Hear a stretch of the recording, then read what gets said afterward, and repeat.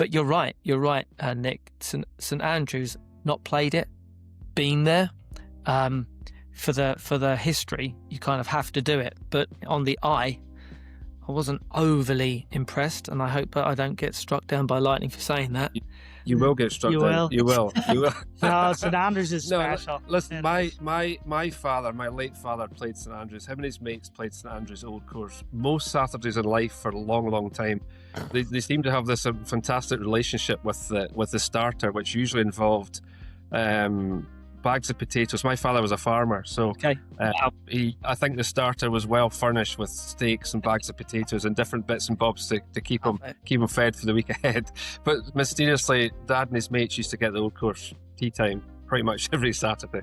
Wow. It probably wasn't the mecca, or it wasn't the maybe there wasn't the demand that there is now on tea times, but it was still a thing.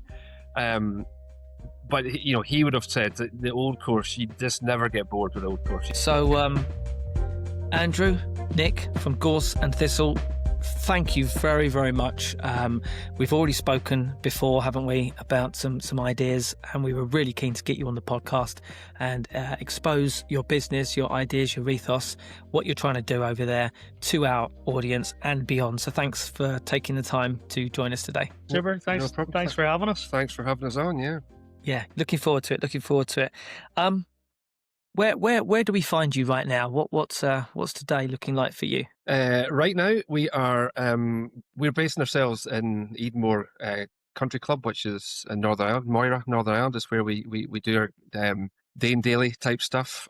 So we're planning ahead for 2026, and now we're actually talking about what's going to happen in 27 as well. So in this game, you've got to be well organised and planning well ahead. So that's where we are today. Awesome. And of course, you mentioned 2027. I'm sure we'll touch on it ever so slightly. Everyone's gearing forward to Adair Manor, which is not a million miles away from where you're based. 2027 is, well, I think the planning's already started now. So clearly, Ireland, Irish golf is very much looking forward to hosting the Ryder Cup for a centenary celebration.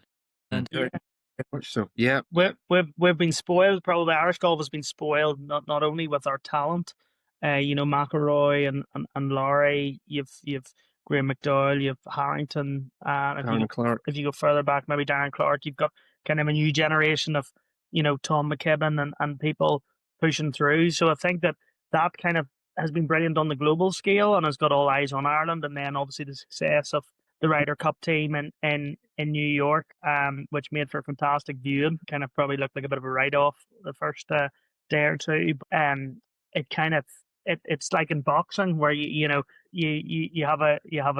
two fighters that it's kind of very tight, and then there's always a rematch. So it seems that the rematch is probably on home soil, which is great. Yeah.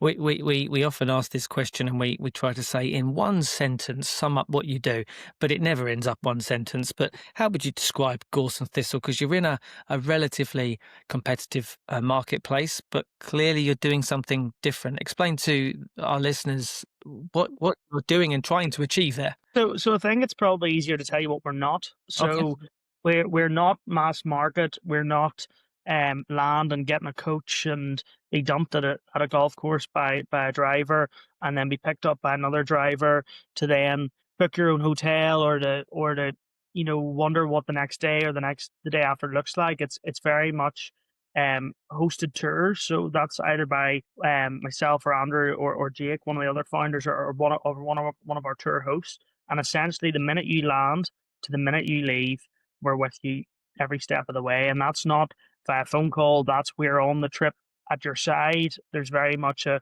guys go out and play golf and enjoy it. But it's probably golf you would say is 50%. And look, you try and pack in as much golf as you can. That's the reason guys and girls come over to play. But there's a 50% of Ireland and Scotland where when you come off the course, you don't just want to be sitting in a hotel lobby looking on your phone wondering where to go. We have all that sorted. We know the restaurants, we know the bars, and it makes for seamless hospitality. And I think that the best stories probably, Andrew, you would say, actually happen off the course. Sure. Now, they're then reminisced maybe the next day on the course to say, can you believe what happened last night? But I think if you were probably to describe, Gorse and Thistle in a sentence, it is luxury golf tours craft beyond. We are staying in the best hotels and castles and houses, and we'll not just play courses that you might read about. We will throw in hidden gems, and it's very much, the way Andrew probably explains it is, if you go skiing, and you have an instructor and he takes you off piste, they're runs that you never would have known about, but they're the ones you enjoy. If you skied the mountain for 20 years, you'd maybe find them, but we've had the privilege of being in Ireland and in Scotland for a lot longer than that. It's about using our local knowledge and our experience and our contacts to give our guests the best possible when they're on the ground here in Scotland and Ireland. Amazing. And what's the feeling that you want people to have when they think back on their experience with Gorse and Thistle? But we want them to have a smile on their face, to think that that's probably been the best week of their life, or perhaps one of their best weeks of their lives if their partners are listening. So yeah, it's really just to make memories, trips of a lifetime, and really to make people want to come back for more. That's really what it's all about.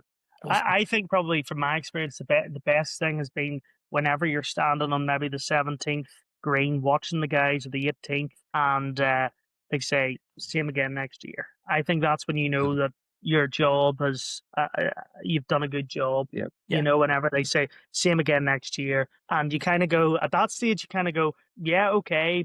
Do you want to consider other courses?" "No, we won't. This was brilliant." So the hard bit then is to actually say, well, let's do a few of what you've done, but there's so many more to explore. I mean, in Ireland, all around, we're very lucky that we're an island, and all around the coastline, we have the best links golf in the world. Andrew, on the Scottish side, would maybe argue, but we'll talk about that. Yeah. but yeah. Yeah, I mean, having such an amazing trip, I can see why you would say, but hang on, there's others. But having people get that trust in you, being able to, they've had a great trip, and maybe it can push them more to go, you know what, yeah, could you plan something else for us? Because it's such an amazing job with the first one. Yeah. No, I remember, I think somewhere, life isn't about, where you're going, it's the people you're with. For us, generally, you go and play golf. If you're traveling miles to play golf, you're with your favorite people. And it's hard not to have good times, but it's one of those things where, the setting is beautiful. The golf can be very difficult at times with the links elements, the wind and the rain, but money can't buy it and money can't build it. And I think that's what makes it special. Yeah.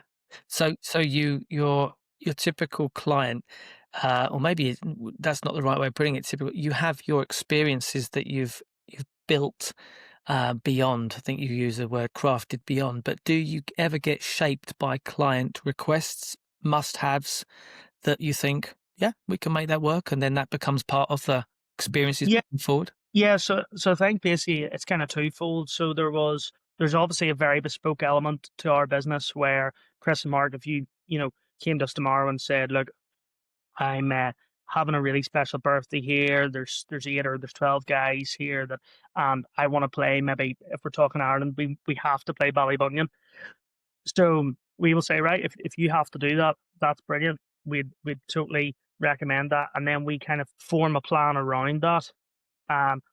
See what kind of things you like doing, because we kind of know the area.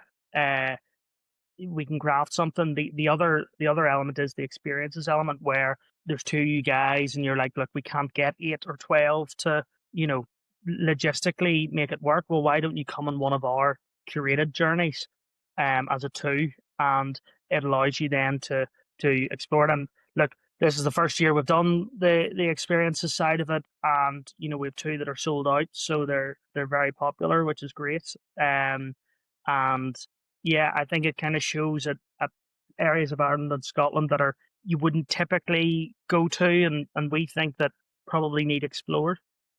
The beauty of the curated courses is it opens up so many more options for our guests, because obviously they've heard of the big courses, St Andrews, Royal County Down, Royal Portrush, and those are the ones that they always usually is the opening conversation is around, can we play those golf courses?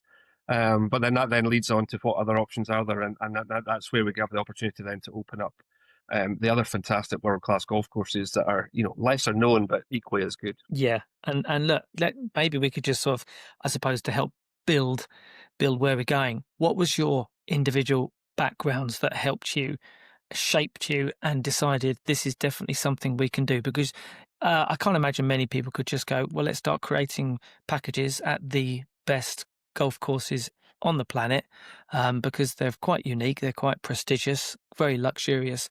How did you go about coming up with this idea, and how did it work? Well, I was brought up in Fife, so a short distance from St Andrews is where I was brought up as a child. So surrounded by golf in that Fife area, you've got St Andrews, and then all the golf courses that make up around the coast and of that area. So as a young boy, I remember going to watch the Open at St Andrews, 1984. I'm going to give my age away here, but 1984. I was 10, just to make it easy for you. I remember standing watching Seve Ballesteros, that very famous winning putt where he punches the air. I was there with my late sister and my late brother-in-law, and that's a defining memory. As a 10-year-old, I remember that, the crowd, the excitement, the energy that was around that. So I was always involved and around the golf scene in St Andrews. Later in life, as you get a little bit older and you start socialising in the bars and pubs of St Andrews, you meet golfers from all over the world. I was also thinking, actually, in 2005, I was standing outside a pub in St Andrews, and I got chatting to Stephen Ames, the golfer. Yeah. It was the Friday evening of the Open. He just missed the cut and he was drowning his sorrows. We had this very detailed conversation about his life as a tour pro, the challenges that brought. And I was just thinking, what are the downsides here? But he was telling me all the difficulties of being a tour pro, and the costs and the challenges of him bringing his team to Scotland for 2 days, missing the cut and all that. And I just thought, goodness, why is this guy why is it so terrible? It just seems such an amazing life. But, so we were exposed, I was exposed to golf, people from all over the world from a young age. And I always wanted to be involved in golf at that point in time. I kind of thought, look at that, it's a very glamorous, it's a lovely industry to be involved in. But I think I was very fortunate where I grew up because of the golf. We were exposed to golf. I played golf at London Links. I was a member at London Links, London Golf Club, which again is a fantastic old links course. Yeah, Proper links. Open qualifier, and that was we just took that for granted. That's where we played. You go down on a summer's evening and play 9 holes, and you never thought anything about it. And now that we see that and have the opportunity to bring people to experience this area and these types of courses, you now begin to realise this is a big deal. This is a big thing. We're very, very fortunate in Scotland and Ireland to have access to all these fantastic courses, which we took for granted. So as a 21-year-old, my first idea was, let's get involved in golf. That didn't quite work at that point in time, but then ultimately, as things have progressed, bumped into Jake and Nick as our paths crossed, and we'd all had an interest in golf and done different bits and pieces in golf and helping people. So you're always the person that, I suppose, we all love golf, and we'd always said to Andrew, Andrew's from St Andrews, he knows everybody. Andrew, any chance you could put on a golf trip for us in May of 2021 or May of 20? And he was like, look, he was always one of these guys. He was like, leave it with me. And it was always sorted. Right.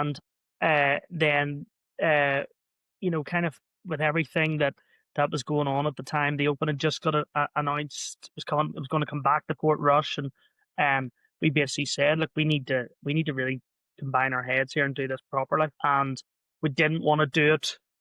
We didn't want to do it a disservice. I mean, I think Andrew will probably hit me for saying this, but if we do 4 tours a year and they are top notch, top quality, absolutely crossing all T's, dotting all I's, I'm happy. We never want to be this company that want to do 400 tours a year, and we'd rather do it on a smaller scale, do it well, and make sure that people that come on these trips actually it is meaningful, and it's not just, well, here's an Excel sheet and this is what we did last week, you're doing the same thing and we're going to pretend that it's new. It's nearly like we're coming on the trip with you. I look back to the Open that was in Portrush, and we had a fantastic guy who's a client of ours from North Carolina come over, and we ended up at Bushmills Distillery until the early hours of the morning, and it's those things that, you know, he probably looks back on and says that's the difference.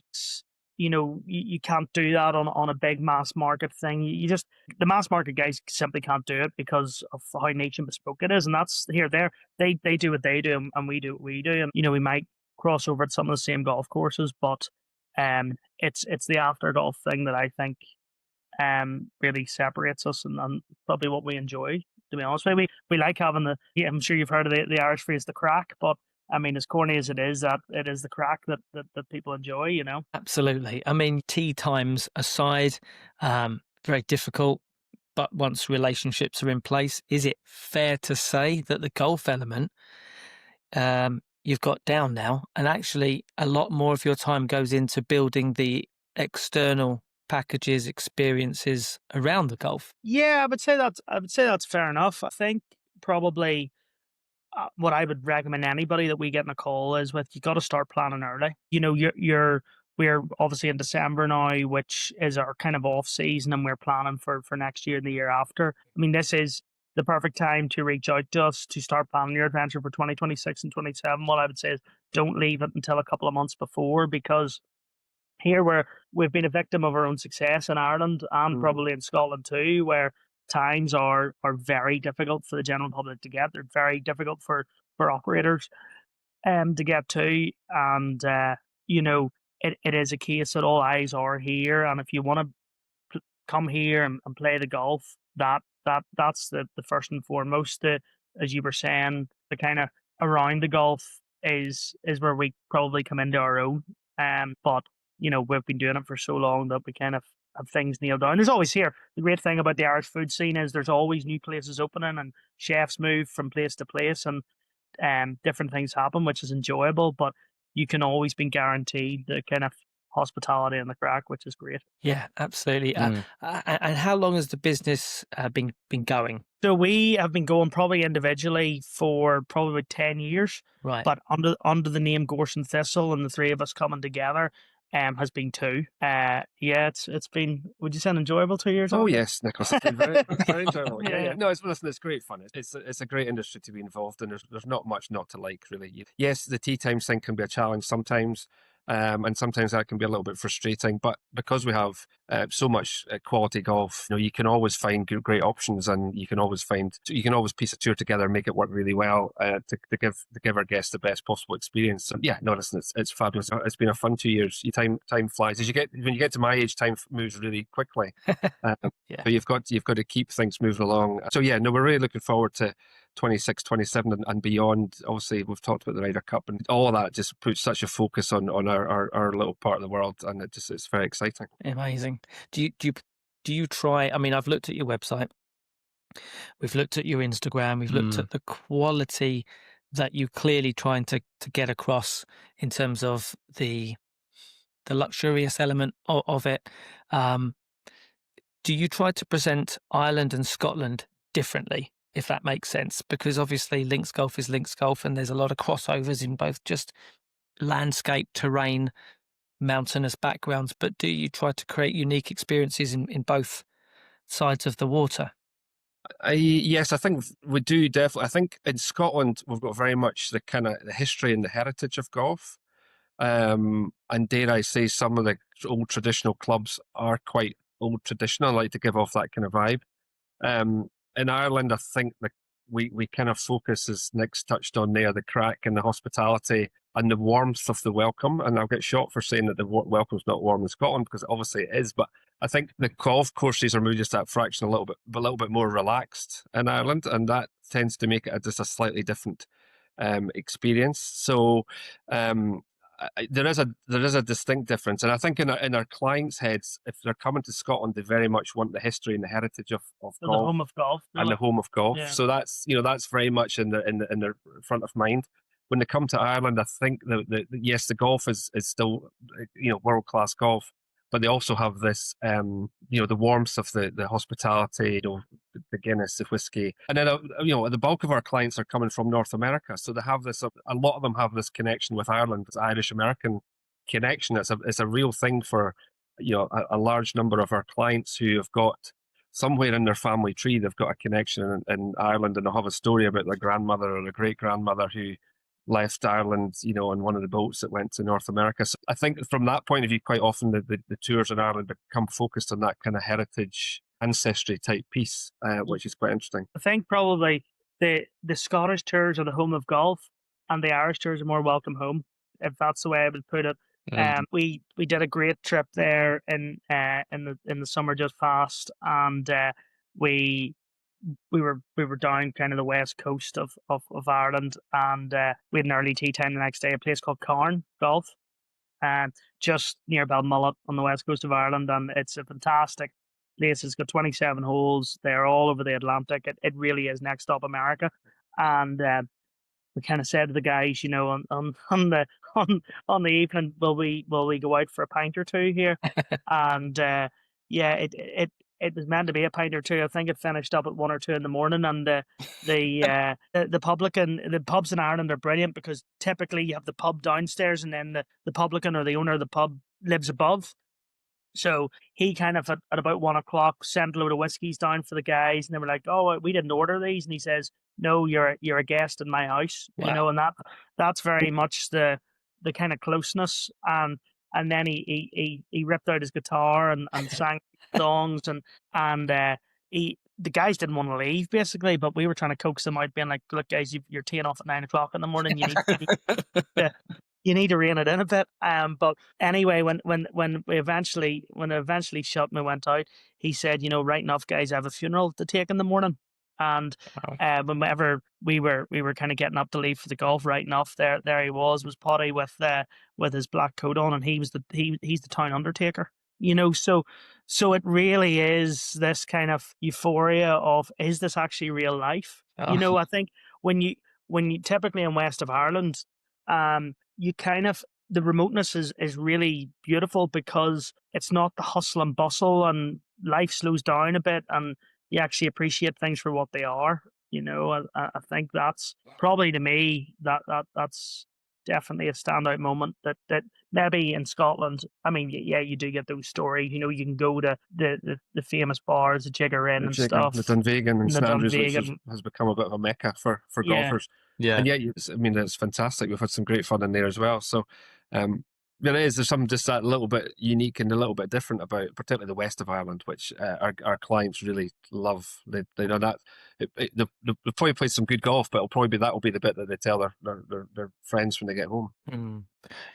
I would like to kind of, we've mentioned some golf courses, but I'd love to pick out a few, maybe some of your favourites that you offer, but also maybe some hidden gems that people might not think of. So should we start with Ireland? What are some of your favourites that you like to show people, but also the hidden gems there? Ireland for me, I'm obviously from the north, if the accent doesn't give it away. I suppose from my house, you can be at Royal Portrush in 45 minutes. You can be at Royal County Down in 30 minutes. You can be at Portstewart in 45 minutes. I think, honestly, for me, I don't want to be one of these people that says I can't pick, but I think Ballybunion in the south is 100%. Have you guys played Ballybunion? No. Well, you need to play it. So you tee off the first hole. You've got the graveyard in on the right, and it's obviously OB. And when your ball's in there, it's dead too. But that opening hole is just mental. I think the opening hole at Portstewart, where you basically have Portstewart Strand hugging you on the right hand side. So if you're right handed and you tend to slice the ball, it can be worrying. I think as well, you've got in the northwest, I mean, Donegal, there are some fantastic clubs. You've got Ballyliffin, Nairn and Portneuf, Port Salon, and what they're doing at Rosapenna is really, really impressive. Obviously, Sandy Hills and Old Tom have been there for a long time. Pat Ruddy did Sandy Hills, and Old Tom obviously did Old Tom Morris course. But St Patrick's Links, I think, was recognised just recently as 44 out of 100 in the world's top 100. It's only going to go one way as people start to see it more. I think personally, for me, in the I'm going to say in the south of Ireland, I would say Ballybunion as my favourite.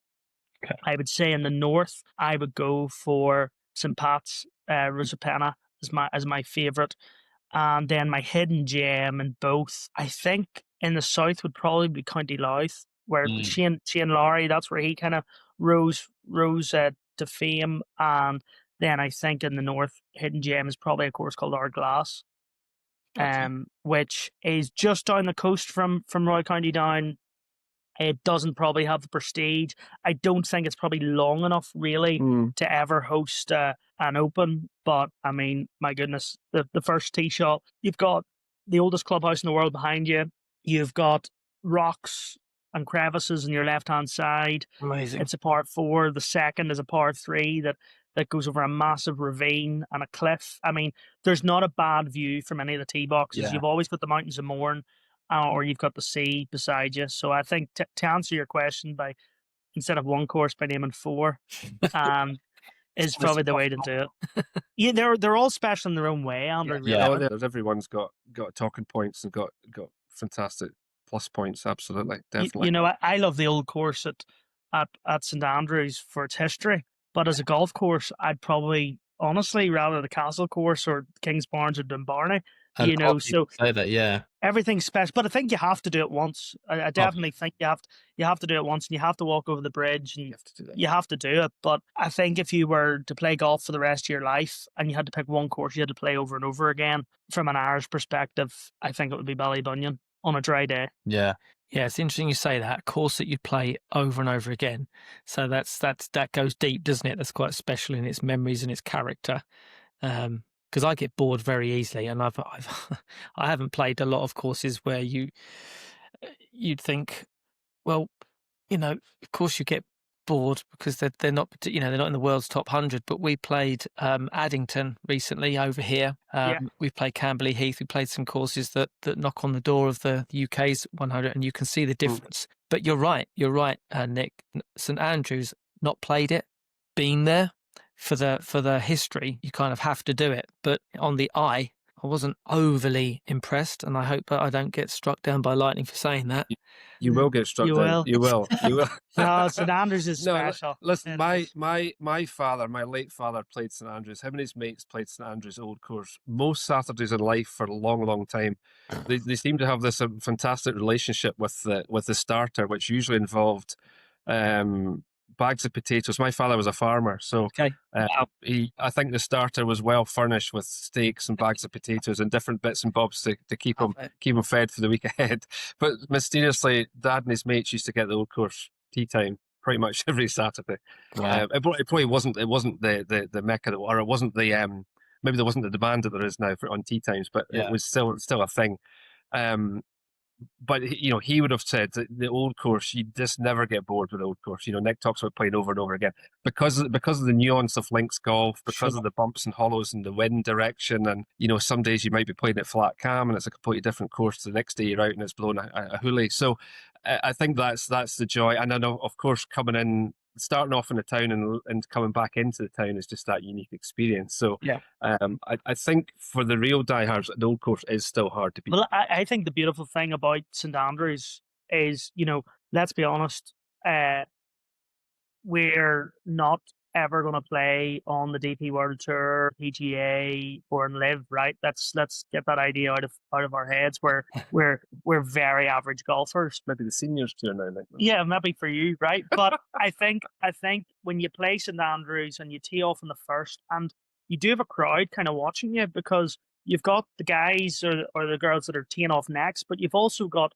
the golf tourists that are just standing there watching. Yeah. And when you're coming up 18 and there's the big green surrounded by all the hotels, Yeah. you kind of feel like you're putting into a grandstand. I mean, Yeah, no one really is counting your shots, and it's probably your 6th or 7th, you know, shot as you finish out. But I always find, and it's interesting to watch as well, people at St Andrews, they kind of nearly, whenever they've putted the ball in on the 18th hole, as they pick it up, they kind of look around them and kind of give a nod, as if you know, they've put on a show for the people watching, which I always kind of like. I don't think you can get that. You can't get that anywhere. The only place I've ever felt like that was the Open. Obviously, is just came and went in Portrush, and we were thankful enough to be able to play it 2 weeks before the pros and all the stands were up, and I think that's kind of special. You know, the 18th, the grandstand. It's really, really cool. The only thing I would say is I think it's actually easier for the pros because the stands are up. The Right. wind's not hitting them straight onto the tee boxes and whatnot. Yeah, and there's always the hardest thing about links golf is if you go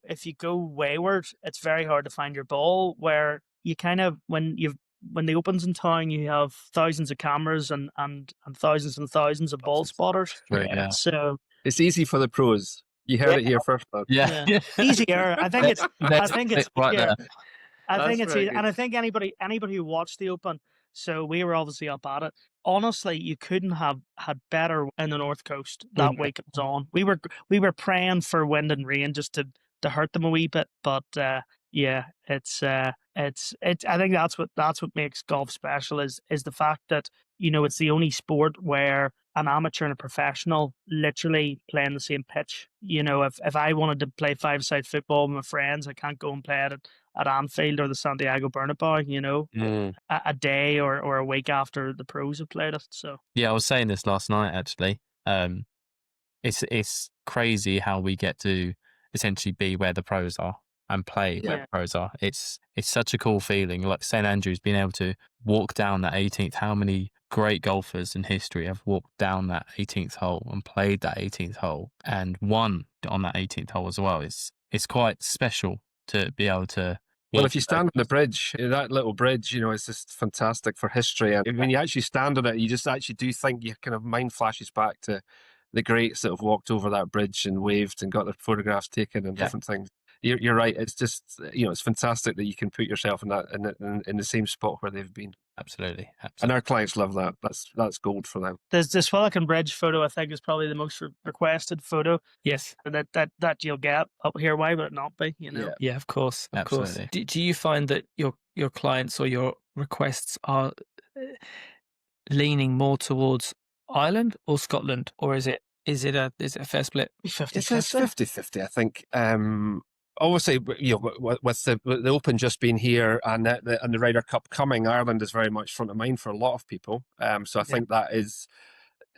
You know, you often have a conversation if somebody makes an inquiry about Scotland. You have said, "Have you thought about Ireland?" And sometimes they will have, and sometimes not. But that, you know, is a different conversation.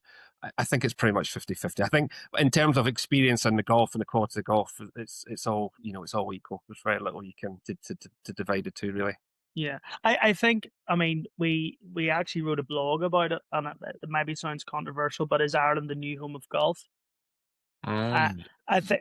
I think a lot of our clients have done, you know, Scotland. You'll never get bored. You'll never get bored of doing Scotland. I mean, you have some fantastic courses over there. You will never get bored of it. But when you have maybe never been to Ireland, you're kind of like, oh, will we give it a try? So it's definitely on the tip of everybody's kind of tongue, or maybe at the top of their wish list. Now there's also the option to do both, where you can basically do a week in Ireland and then you can do a week in Scotland, or you can do a few days in Scotland and then fly over and do Ireland. You know, there's parts of Ireland and Scotland that are you can literally see the country across the water. You know, we're neighbours and we're very close. Very close, yeah. So without naming names, unless you want to, do you find that creating a package for Ireland and Scotland are equally as, not easy, but is one easier to work with than the other? Is one more receptive to arranging things like this than the others? No, I think probably golf tourism in Scotland is probably has more longevity. You know, golf tourism in Scotland's been a thing for longer. So I think, and I don't think any of the clubs will be annoyed of us saying it, golf tourism in Ireland, particularly in the north, has been fairly in recent. You know, we're talking the last 5 to 10 years where it's been like this boom, and a lot of clubs are going, whoa, how do we process demand? Okay, well, it's very easy. It's supply and demand. You put your price up. You know, I know here as a local golfer here in Ireland as well, I think that, and Golf Ireland, in fairness to them, are doing a lot of work to actually make golf still accessible for the people that live here, because I think that is really important. It's great, and it's great for us to have all these people that want to come and explore and enjoy Ireland and Scotland. But let's be honest, you can't price them out, because if you price them out, number one, they'll not enjoy it. Number two, they'll never come back. So you need to be. I'm a big believer. You need to be fair. You also don't want to do yourself a disservice where you create this package that is really only for the 1%. So, there's a lot of clubs in Ireland that are very open to working with tour operators and love the fact that we are bringing people that never would have been before. And, it's maybe having that conversation of, look, we have a great group coming, and, they are going to really enjoy it. And probably, I think, well, it's definitely typical, and our American clients won't mind us saying it, but there's a line, been there, got the t-shirt. For the American guys, it's very much been there, bought 10 t-shirts for all my family for Thanksgiving or Christmas. And I also got a coat and a body warmer and a hat and some rain gear. It really is. That's probably where golf clubs here need to tune in a wee bit more and actually have a merchandising system that meets the demand of the traveller. I think when we were up at the Open, and it was great. We were part of the Tourism Ireland stand and the Tourism NI stand, and it was great talking to these people that had travelled miles and miles to watch the Open in Portrush. The busiest tent up there was the shop. We were very grateful to be invited out by one of our clients to go to Quail Hollow in May, to the USPGA. They do merchandising bigger, better. It's just it's probably something that our guys could learn. I would say would be. I think a lot of the courses, particularly in my neck of the woods in Fife, we're seeing they're really latched onto this opportunity. The fact that they now have, if I take London Links, my home club, as an example, when I grew up, there was, overseas visitors were few and far between, but now in the summer months, the tee times are booked up. Yes, they've put the green fees up, but that's weirdly makes the course more attractive to golfers, to overseas golfers, if it's a price point that makes it feel like it must be a premium course. Yeah. But what they've been able to do is use the resource that's given them to reinvest back into the course. So a lot of those old courses are now, reinvesting. They're making changes. London Links, as an example, has made significant changes over the last 2 or 3 seasons to make it that more attractive course, a better course, and quite a lot of the courses in that local area have used the opportunity of the increased resource. To reinvest, to make their course better, to make their facilities better, to make it more welcoming. So I think it has been a great opportunity for a lot of these courses, and the vast majority of the forward-thinking ones have latched onto that. And as an operator, I mean, most of them, welcome us and welcome the guests that we're bringing. The bigger courses, the most popular courses are still a challenge sometimes to get a tee time. But because there's, we're lucky with the quality of courses around us, we're always able to piece together this fantastic tour with great facilities, with a great course that's able to, to give our guests exactly what they want. So I think in the main, most of the courses are absolutely delighted to see and welcome visitors from all over the world, and have really grasped that opportunity. Yeah, and just staying on that. So, I mean, I asked the question about island golf best courses. Andrew, maybe you could tell us what some of your favourite courses in Scotland, and maybe again some hidden gems that people don't really think of. Yeah, well, again, it's really hard to pick, isn't it? It's like picking a favourite child. Yeah. It's so difficult. I mean, obviously St Andrews is probably maybe that's because that's where my heart is. So that's still probably a firm favourite. Nick mentioned the Castle course earlier. That's probably one that's, as a more modern course, as a more recent addition to the courses at St Andrews, has is really a high quality golf course, which is really fantastic. Which it seems silly to say a course at St Andrews might be classed as a hidden gem, but that might actually be classed as a hidden gem. Kings Barnes needs no introduction. It's a fantastic course. Closer to London Links, where I was brought up, is Dumbarnie, which is a new addition to the scene, which is come onto the You scene the love- last. I love Dunbarney. Well, Dumbarnie is fantastic. Yeah, no, it really is a super course. Dumbarnie is probably a stone's throw from where you grew up. Yeah. You can remember it as what, wasteland? Well, it was farmland. There was cows. Yeah, it was farmland. Yes, you're going to make me cry now because you're taking me back to my childhood. But listen, right along that coast, so you can come round from Kings Barnes, play Crail, at Balcomie. You can come on round. You've got Anstruther, which is a super 9-hole course. Have you guys ever played Anster? No. Anstruther. So the famous hole there is a par 3, hole 5, which is regarded by some as the best par 3 in the country. A very kind of humble par 9 golf club with just some fantastic holes. Anstruther, Ely is a super. Listen, there's just so many courses. It's unbelievable. Yeah. East Lothian, Gullen. I love Gullen. It's really fantastic. There's some great 3 choices of courses. Gullen 1, 2, and 3. So Hidden Gem, Andrea, on a favourite. Oh yeah, narrow it down. We're going to be I here all haven't day. even got the West Coast really either. Hidden Gem. I would probably. I would love to go to the West Coast. I'd love to play Ardfin. I think that's probably a Hidden Gem. Yeah, I've read about that a lot recently.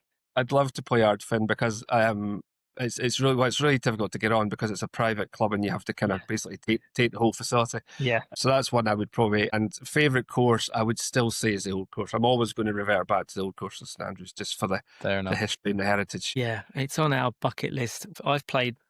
I mean, there is hundreds of thousands and some golf courses around the world. To say I have played at different parts of the world. Say I've played a lot of courses would be stupid in the grand scheme of things. But although we've been to Scotland a number of times, we've never played golf there. No. And I've been to Adair Manor once in 2008 when I did a road trip on my motorbike with my dad, and we watched the Irish Open when it was last at Adair Manor. Brilliant. Been there, but haven't actually played any courses. So, since we started this podcast, we've been talking to lots and lots and lots of contacts and individuals, and it has, to say the least, whet our appetite, isn't it? Yeah, I mean, I haven't even been over to Ireland yet in January. So Really? Well, you need to change that. yeah, Well, you've got an open invitation, so both to Scotland and Ireland. So anytime that you're here, please look us up, Mo. We'll sort all that. absolutely. Yeah, We'll solve all that for you. So, talk. We've kind of dabbled in it, but talk us through, perhaps start to finish, of one of your packages. How does it begin? What happens in the middle? How does it end? If you can pick one, feel free. Yeah. So it all starts with a conversation. So if I came across us and you thought, oh, these guys are who we want to go with, the best way of doing it is you can either inquire on our website or through any of our socials. We'll then set up a discovery call. So that's like a 30-minute chat via video link with you to basically find some information. How long do you want to come for? How many of you is there? What type of accommodation do you like? Do you like private houses, castles? What dining do you like? Do you want us to put it all on for you? Are we bringing in chefs? And then it's probably then down to the golfs. Where do you think you like to play? Would you like to play a mixture of links and Parkland? Or are you just here for the links? And have you any special requirements? Now, what we do is we take all that information, and then in the background, we work on curating an itinerary for you. Once we've curated that itinerary, we then say, right, guys, jump on another call here. We'll go through the itinerary. We'll talk you through it. We'll present it to you. And then you might have some feedback, or you might just say, here, that sounds unbelievable. At that stage, it's then as easy as accepting it, a deposit, and then the next thing you arrive in Ireland or Scotland and you're here and you get to enjoy it. It's a very simple process. It doesn't need to be complicated, and it's probably one of the things that is different. You're talking to a human being, but you're not just talking to a human being, you're talking to one of us. It's not a sales robot, or you're not, we can bespoke anything that you want within reason. We want to be flexible. At the end of the day, the client comes first, so it's whatever the client wants. And so luggage is, let's get a bit granular. Luggage is packed, books, tickets booked. They arrive in, for example, Scotland. What happens next? So you'll arrive in Edinburgh Airport. Your tour host will greet you, and your luggage will all be taken. And whatever method of transport you pick, you will basically go on to it. We don't want to give too much away, but we'll usually greet you with a whiskey and a bit of a story, and take you to your accommodation. You'll already be pre-checked in, so it's not a case of standing in hotel lobbies. We'll have a welcome meeting, which is taken again by us as tour hosts, and we'll basically talk you through your next 6 days. Okay. We'll show you around the facility that you're staying in, make you feel at home, and then basically focus on the golf. You have options, and this is where kind of every tour is different. I mean, Chris and Mark, if you were coming on a tour, you might say, "Oh, there's 8 of us. We want to do a 4v4, Okay. and have kind of a bit of fun, a bit of a tournament." The other, you might say, actually, when we play Portrush, we actually just want to enjoy it individually for it. And we don't want the focus to be on a scorecard. So that's very much kind of our focus is whatever you really want. But you'll come in after playing 18 holes. Some groups say we want to do it again, and then that's up to us to fight with the light to see if it allows us. But it's very much, you come on this trip, you don't have to think. You can just switch off and enjoy it for what it is. You're not thinking, oh, what time do I need to be here tomorrow? Keeping an eye on my watch. Oh, what time are we getting lifted at? Like that. That's not what it's about. It's very much, you'll finish your 18 holes of golf. You'll leave your clubs off. We'll sort all of that. There'll be a lunch or a dinner put on for you, and everything is kind of, it rolls, and that's why you can enjoy it. I think. And then there's a non-golf as well. Yeah. So once the golf's done and we've got the meals and the dinners and things, but there's the non-golf activities. You like the whiskey too? Well, the whiskey's always a popular one, So distillery, everywhere we go, there's usually a good quality distillery not that far away that we can call in at and sample some of their produce, and that's usually a big win. Even if you're in the cities, then obviously a night out in the city can be quite an attractive option for some people. Again, taking our guests to perhaps the less well known bars and attractions.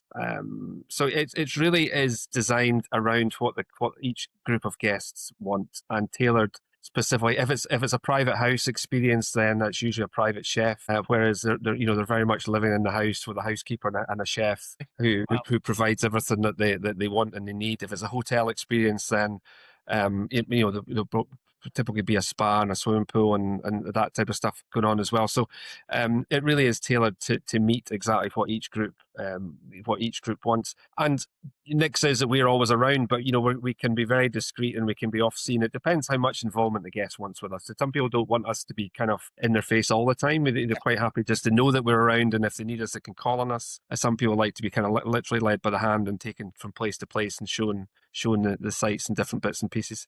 So it's very much a tailored experience, and that's what we focus on. Amazing. So there's concierge attached to it at every step of the way, which is amazing, especially when you're there to. Depending on how you set this up in your head, golf can be quite stressful. It's logistical, and it also as well. Just on that point, there's always a lead booker, right, on a golf trip, and the other people take them for granted most of the time. But it's very hard for the lead booker to switch off. So we are the lead bookers, and everything's put on. So it allows our guests to enjoy it. The other thing is, if you're coming to Ireland for 5 or 7 days, or Scotland for 5 or 7 days, it's not actually that much time. So you want to get your bang for buck, and you want to make sure that you're not missing anything. And, for example, we had a group that we took up to the Giant's Causeway because we reckoned, we have a couple of hours here. We know it's around the corner.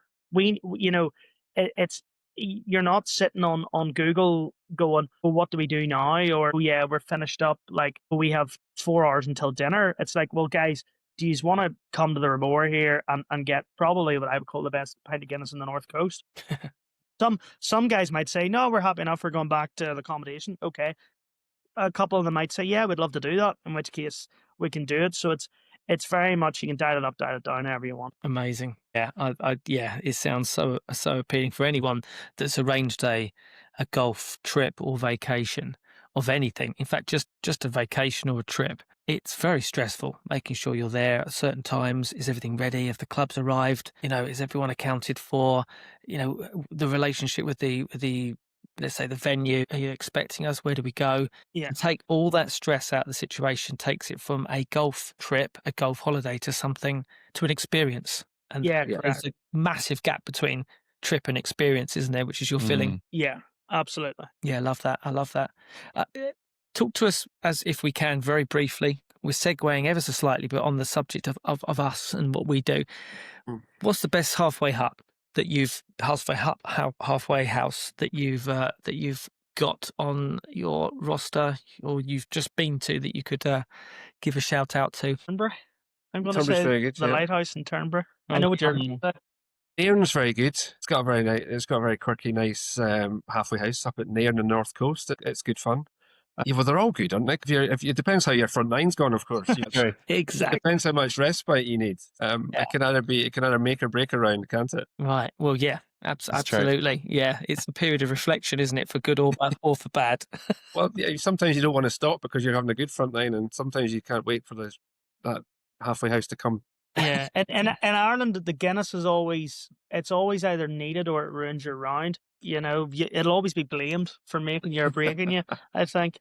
But I think as well, like the way that the golf courses are set up, you know, the halfway hut is probably another experience that you don't get typically on a golf course. So I think when you're over and you're playing the best courses in the world, it kind of allows you to kind of sit down and reflect on how unreal it is, I suppose. Yeah.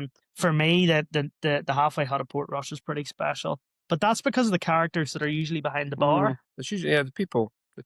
Yeah. I think that's the other thing that has been a hosted tour is we're constantly reminding our guests to enjoy the experience. You know, we're always kind of pointing out the little bits that maybe they've just missed or whatever, and the halfway house is part of that experience. Sure. And just reminding them to just soak it all up and just take it all in. Yeah. Couldn't absolutely. agree more. You're right. Some are perhaps more stocks than others. Some are more a focal point than others. The lighthouse at Turnberry is something else. And yeah, has to be seen, let alone experienced. Listen, I'm going to ask you some questions, Nick, and I'm going to repeat them to you, Andrew. There's no right or wrong. They can divide opinion, but just right here, right now, they're kind of either ors. So, Nick, links or parkland? Right.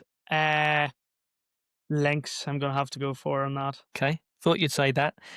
Here's a big one. I was saving this to the end, but I'm coming straight in with it. Scotland or Ireland? Think carefully. Yeah, I'm gonna say Ireland because I know he's gonna pick Scotland, but I do honestly. There's something about Scotland. It's kind of barrenness that really is special. I always feel if I was to emigrate, I would probably go to Scotland, probably for the golf. But yeah, I'm gonna have to say Ireland. I don't think there's any country in the world that is as friendly and as welcoming. And you know it is. It's the land of 1,000 welcomes, really. And I've always found it anywhere that we go in Ireland. It's kind of nice to see you, great to have you, and that's special. Cool. Okay. Whiskey or Guinness? I think you start with Guinness, probably, and you finish with whiskey. I think the next morning you maybe regret having too many whiskeys, but yeah, for me it's a pint of stout.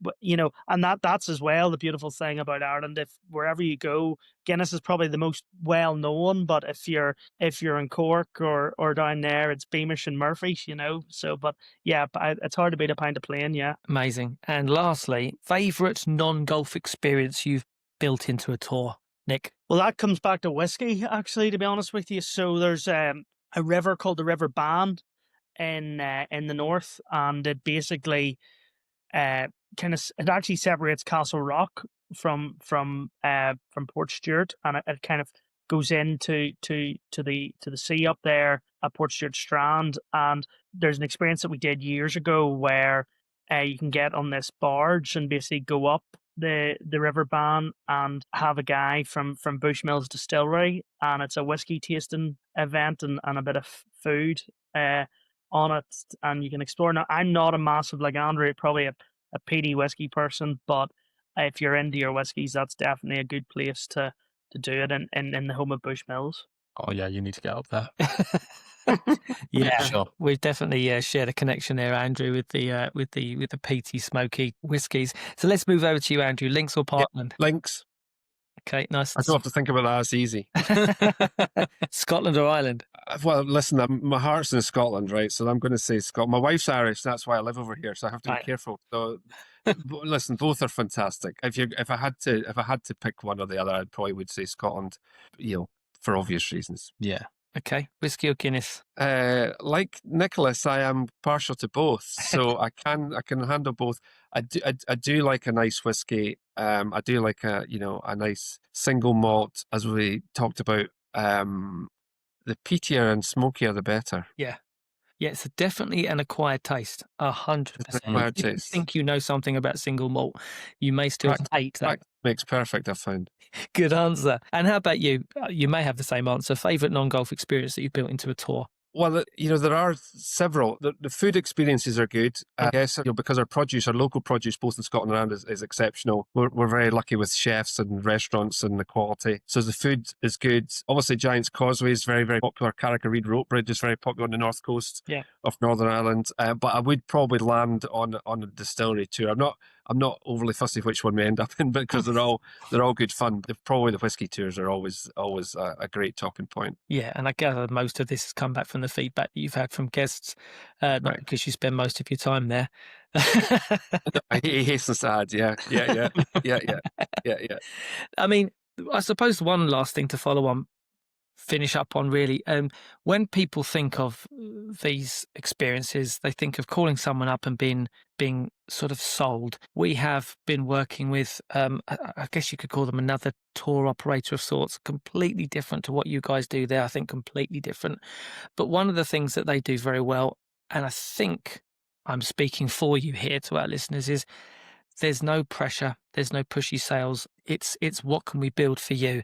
And a lot of people nowadays feel that they're going to be pushed into a corner. What's the experience like when people call you up? Is there here's the information, take it or leave it, but at least engage us, have a conversation, see what sort of things we can do? Yeah, I think very much so. We see our job in that early stage is to educate, and it's to open your mind and make you aware of what the options are. And it's ultimately our primary goal is to give our guests the best experience. Ultimately, so that they can tell their friends, and ultimately so they can hopefully come back again. And neither of us are particularly like being sold to. We're not that style. So it's all about trying to find the best solution and the best trip possible for our guests. Amazing. Well, thank you so much, Nick and Andrew, for giving us some of your time. We're very much appreciate it. We've been looking forward to talking to you about this very niche element of golf tours, golf operations, etc.